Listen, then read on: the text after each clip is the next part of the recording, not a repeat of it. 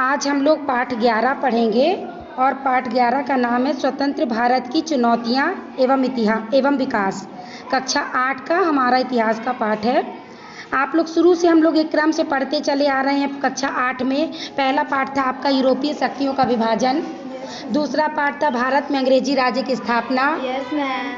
तीसरा था भारत में कंपनी राज्य का विस्तार। Yes ma'am. मतलब पहले बताया गया कि यूरोपीय शक्ति हमारे देश में कैसे आई। यूरोपीय शक्ति मतलब ब्रिटेन वगैरह, फ्रांस वगैरह। फिर वो आए तो अंग्रेजी राज्य कैसे स्थापित हुआ दूसरे पाठ में।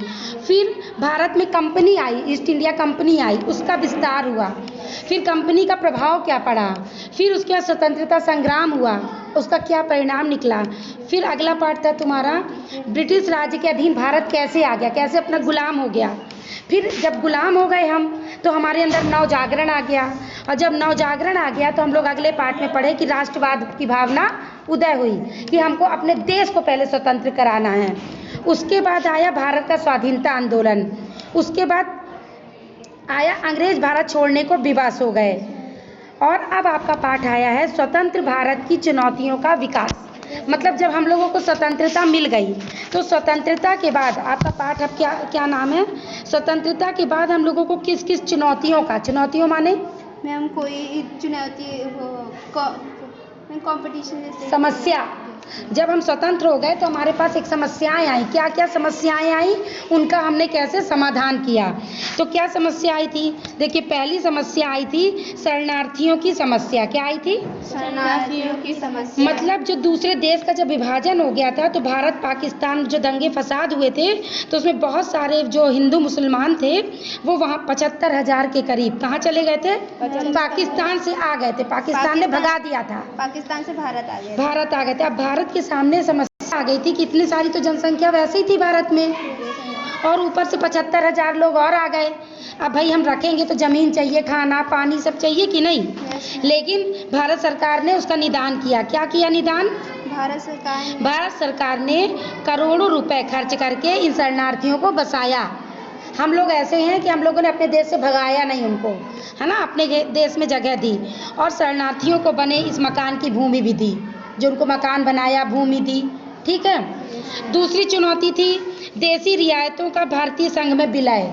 जो देसी राज्य थे जो विलय नहीं हो रहे थे, भारत में नहीं मिल रहे थे, तो उनको भी मिलाया गया। किसने मिलाने का काम किया था, सरदार वल्लभ भाई पटेल। इनको हम इसीलिए लौह पुरुष कहते हैं। तो बहुत सारे राजा थे जो मिलना नहीं चाहते थे, कहते थे कि हम अपना अलग राज्य रखेंगे। तो 562 रियासतें थी कुल देश में, तो इनको मिलाया गया, टुकड़ों में बटे हुए थे, इनको सबको एक कर दिया गया, एक भारत का राज्य बना, देश बना दिया गया। इसी तरह से हमारे पास समस्या आई थी पाकिस्तान का भारत पर आक्रमण। पाकिस्तान ने आक्रमण कर दिया तो हम लोग परेशान थे, तो उसका निदान किया। क्या किया कि लोगों को काबिलियों लोगों को कश्मीरों को भगा दिया गया, खदेड़ दिया गया। आर्थिक समस्या आ गई, है ना। इस तरह से बहुत सारी समस्याएं आई। तो इस पाठ में आपको यही बताया गया कि हमने किन किन चुनौतियों का सामना किया। अब हम देखते हैं, चलते हैं अभ्यास कार्य की ओर कि हमारे अभ्यास कार्य क्या थे। पहला प्रश्न है आपका बहुविकल्पी है। भारत स्वतंत्र हुआ कब हुआ बताओ, 15 अगस्त 1947 को। हाँ, तो 15 अगस्त 1947 को सही कर दोगे। दूसरा, प्रथम पंचवर्षीय योजना लागू की गई 1 अप्रैल 1951 ईस्वी में। हाँ, क्या सही है, 1 अप्रैल 1951 ईस्वी में। तीसरा, अति लघु उत्तरीय प्रश्न, जब हम आज़ाद हुए तो देश में कुल कितनी रियासतें थीं? 562। हाँ, जब हम आज़ाद हुए तो देश में कुल कितनी रियासतें थीं? 562। हाँ, फिर इनको एक कर दिया गया, है ना। लौह पुरुष किसे कहा जाता है? सरदार वल्लभ भाई पटेल। वेरी गुड, लौह पुरुष सरदार वल्लभ भाई पटेल को कहा जाता है। अब देखो लघु उत्तरीय प्रश्न है, स्वतंत्र भारत का प्रधानमंत्री किसे बनाया गया तथा उनको शपथ किसने दिलाई?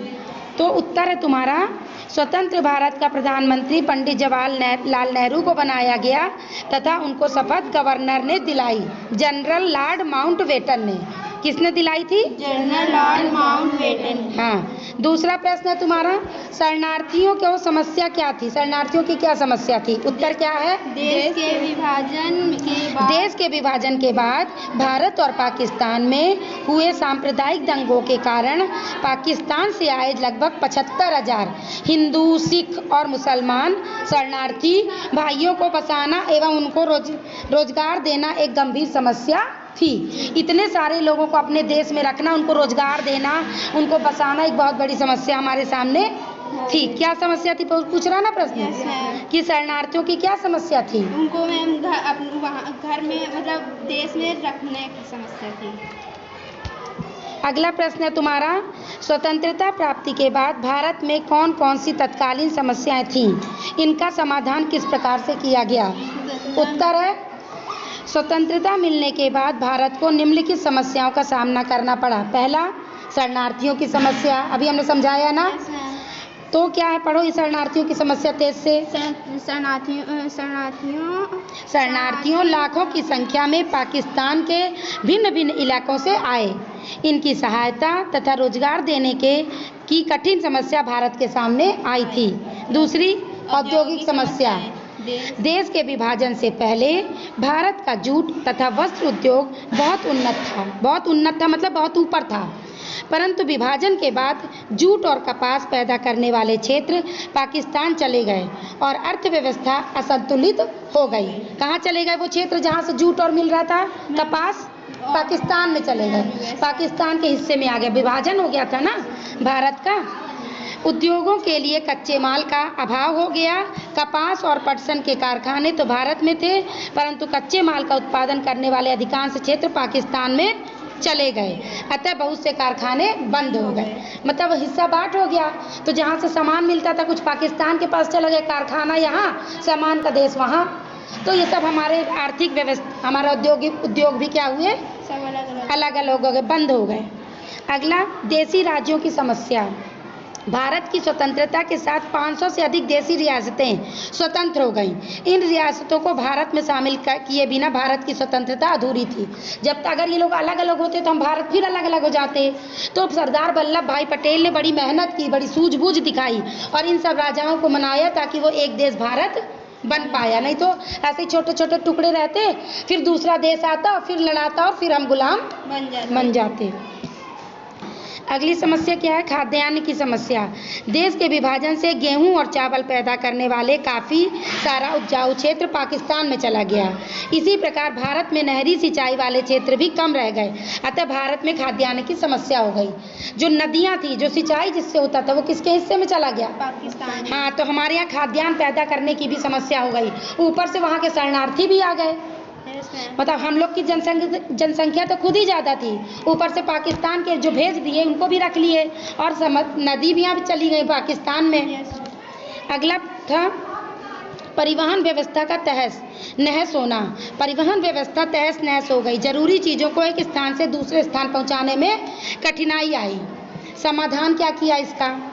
सरकार ने करोड़ों रुपए खर्च करके शरणार्थियों को बसाया। पंचवर्षीय योजनाओं के द्वारा खाद्यान्न, औद्योगिक तथा रोजगार समस्याओं को हल किया। सरदार पटेल के प्रयत्नों से देश का एकीकरण हुआ। बताया ना कि देसी रियासतों को क्या किया उन्होंने? एक जोड़ा। सितंबर 1961 ईस्वी में सैनिक कार्यवाही करने पर पुर्तगालियों ने गोवा, दमन, दीव, दादरा नगर हवेली को भारत में सौंप दिया। तभी ये हमारे केंद्र शासित प्रदेश बने। ये भी कब्जे में थे, किसके? पुर्तगालों के। गोवा, दमन, दीव, दादरा नगर हवेली, तो इन लोगों ने भी 1961 में इनको स्वतंत्रता मिली। हम लोग को स्वतंत्रता तो कब मिल गई थी? 1947। लेकिन इनको कब मिली? 61 में। तब ये हमारे केंद्र शासित राज्य बने। इस तरह से तुम लोगों का प्रश्न उत्तर खत्म हो गया। अच्छे से समझ करके कॉपी में लिखना और जो भी समझ में ना आया हो कमेंट्स करके बताना। धन्यवाद।